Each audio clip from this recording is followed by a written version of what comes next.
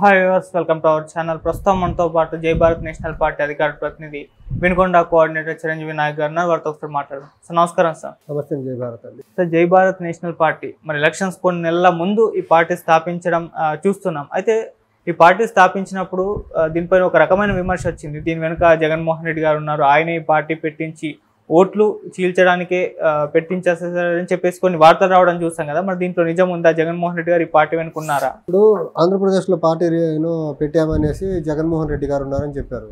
మా పార్టీ తెలంగాణలో ఉంది, మరి మహారాష్ట్రలో కూడా ఉంది. దీని వెనకాల ఎవరున్నట్టు? రెండు రాష్ట్రాల్లో ఎవరున్నట్టు?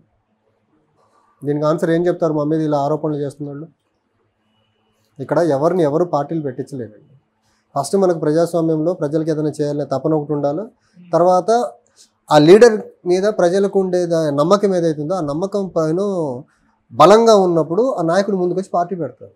సో అలా మా అధ్యక్షుల వారికి 2019 ఎన్నికల తర్వాత రెండు రాష్ట్రాల్లో కలిగి తిరుగుతున్న క్రమంలో సో ప్రజల నుంచి వచ్చిన రిక్వెస్ట్ మేరకు జై భారత్ నేషనల్ పార్టీని పెట్టారు. అంతే తప్ప జగన్మోహన్ రెడ్డి చెప్పారని, జగన్మోహన్ రెడ్డి వాళ్ళ నాన్న చెప్పాడని, చంద్రబాబు చెప్పాడని, లేకపోతే నరేంద్ర మోడీ చెప్పారని పార్టీ ఎవడు పెట్టాడని అంత అవసరం ఎవరికి లేదు.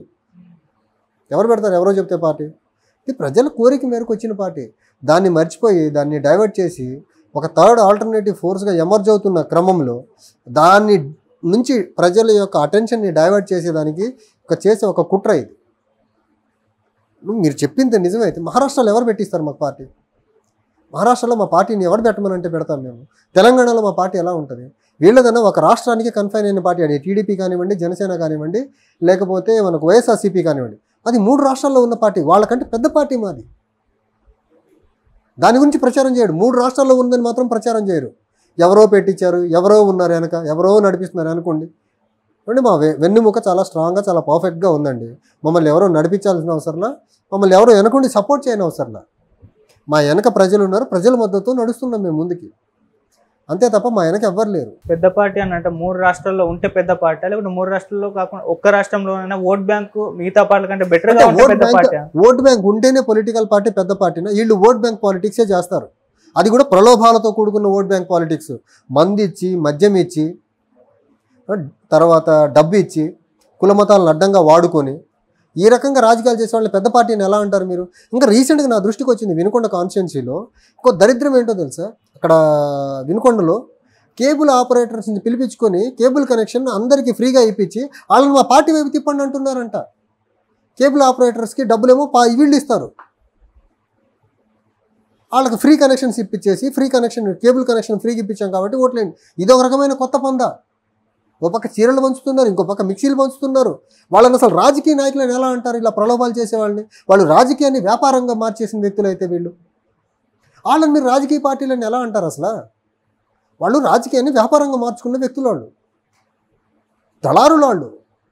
దళారులేమో రాజకీయ నాయకులు అంటారు. ప్రజల కోసం పనిచేసే దానికి వచ్చే వాళ్ళని చిన్న పార్టీలు, రికగ్నిషన్ లేని పార్టీలు ఎవరో పెట్టించారంటారు. దళారులను మాత్రం పెద్ద పెద్ద లీడర్లుగా చూపిస్తారేంటి అసలు మీరు? అంటే ఈ విధంగా విమర్శలు రావడం ఈ ఒక్క పార్టీ మీద కాదు. అంతకుముందు ప్రజారాజ్యం పార్టీ స్థాపించినప్పుడు కూడా వైఎస్ రాజశేఖర రెడ్డి గారు పెట్టించారని చెప్పేసి ఆ మధ్య విమర్శలు కూడా వచ్చాయి. చిరంజీవి గారు ఒకటండి, ఇప్పుడు ఇది ప్రధానంగా అపోజిషన్ నుంచి వస్తున్న మాట అండి. అపోజిషన్కి ఏముంటుంది? యాంటీ ఇన్కంబెన్సీ ఏదైతే ఉంటుందో గంప గుర్తుగా మాకు రావాలి, మాకు రాకుండా ఒక ఫోర్స్ వచ్చేస్తుంది. అది కూడా క్రెడిబుల్ పర్సన్తో ఉన్న పార్టీ, ఒక క్రెడిబుల్ పర్సన్ పెట్టిన పార్టీ, ప్రజల్లో సుపరిచితులు, హానెస్ట్ ఇమేజ్ ఉన్న వ్యక్తి. ఇలాంటి వ్యక్తి వస్తే గంప గుర్తుగా రావాల్సిన మన ఓట్లు రాకపోగా మన ఓట్లలో ఎక్కడ గండి పడతాయో, మళ్ళీ అధికారానికి దూరం అవుతామేమో అని ప్రతిపక్షం చేస్తున్న కుట్ర ఇది. ఆ చంద్రబాబు నాయుడు గారిని పార్టీ ఎవరు పెట్టించారనుకోవాలా? మరి అప్పుడు పవన్ కళ్యాణ్ గారిని పార్టీ ఎవరు పెట్టించారనుకోవాలా? పోనీ అప్పట్లో జగన్మోహన్ రెడ్డి గారిని పార్టీ ఎవరో పెట్టించారా? వీళ్ళని పార్టీ ఎవరో పెట్టిస్తే చెప్పండి, మా పార్టీని కూడా ఎవరో పెట్టించారని ఒప్పుకుందాం. వీళ్ళ పార్టీని మాత్రం వీళ్ళు పెట్టినట్టు, మిగిలిన వాళ్ళు ఎవరైనా పార్టీ పెడితే వేరే వాళ్ళు పెట్టించినట్ట. వీళ్ళు చేస్తే రాజకీయం, మిగిలిన వాళ్ళు చేస్తేనేమో అది ఇంకో రకంగానా? వీళ్ళు రాజకీయాలు చేయట్ల, వీళ్ళు దళారులు వ్యాపారం చేస్తున్నారు. రాజకీయంగా పదవిని అడ్డం పెట్టుకుని వ్యాపారాలు చూసుకుంటున్నారు, వ్యాపారాలు చక్కబెట్టుకుంటున్నారు.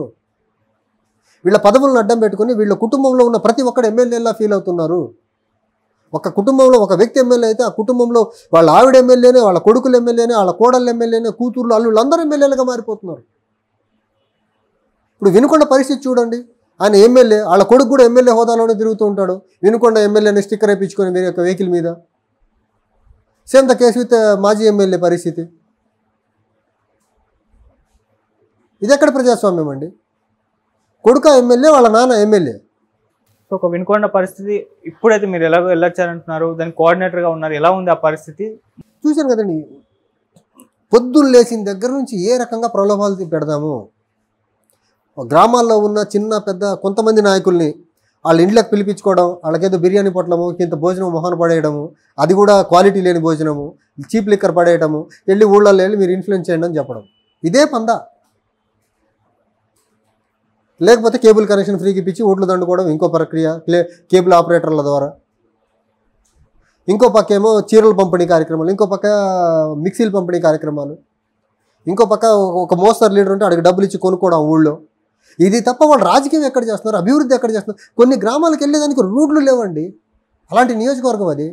ఆ నియోజకవర్గానికి తాగునీటి సమస్య దశాబ్దాలుగా. ఆ సమస్యను తీర్చారు వీళ్ళు.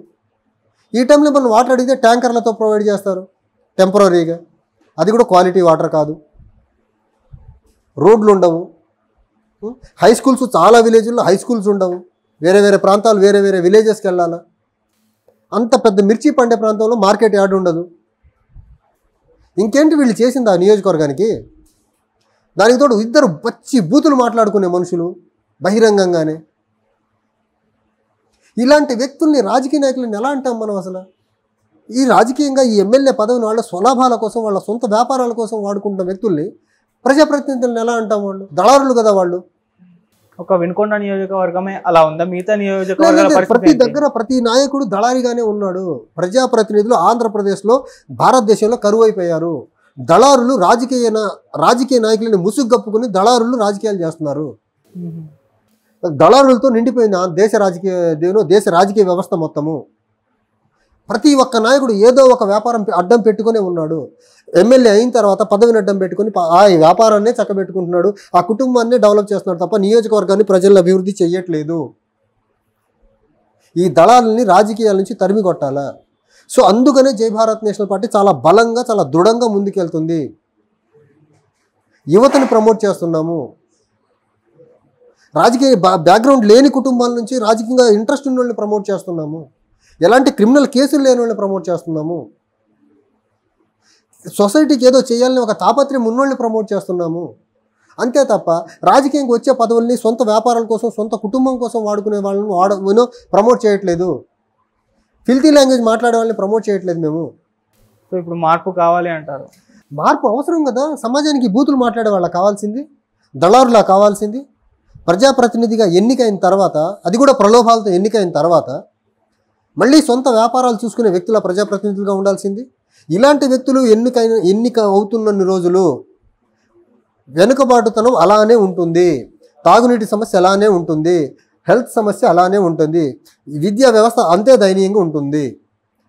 ఫస్ట్ లీడర్ అనేవాడికి చిత్తశుద్ధి ఉండాలా, ఒక హ్యూమన్ టచ్ ఉండాలా వాడికి. ఓకే, సో హ్యూమన్ టచ్ లేని వ్యక్తి, హ్యూమన్ ఫీల్ లేని వ్యక్తులు రాజకీయాల్లో ఉంటాం మన దౌర్భాగ్యం. అలాంటి వాళ్ళకి ఓట్లు వేయడం ఇంకా పెద్ద దౌర్భాగ్యం.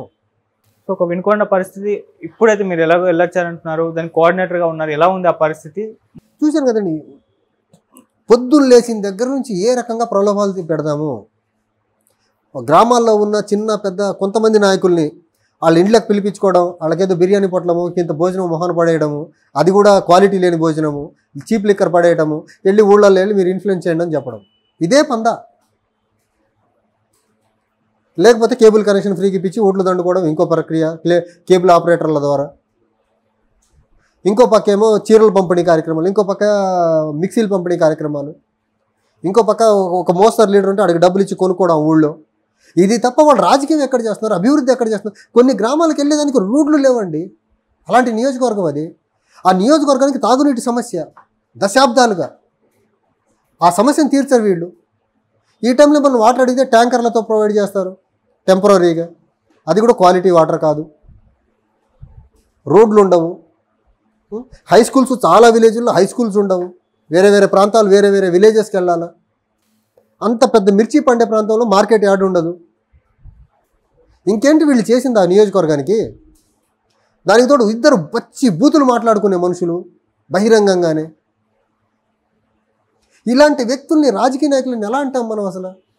ఈ రాజకీయంగా ఈ ఎమ్మెల్యే పదవిని వాళ్ళ స్వలాభాల కోసం, వాళ్ళ సొంత వ్యాపారాల కోసం వాడుకుంటున్న వ్యక్తుల్ని ప్రజాప్రతినిధులను ఎలా అంటాం? వాళ్ళు దళారులు కదా వాళ్ళు. Okay sir, thank you so much. Thank you అండి.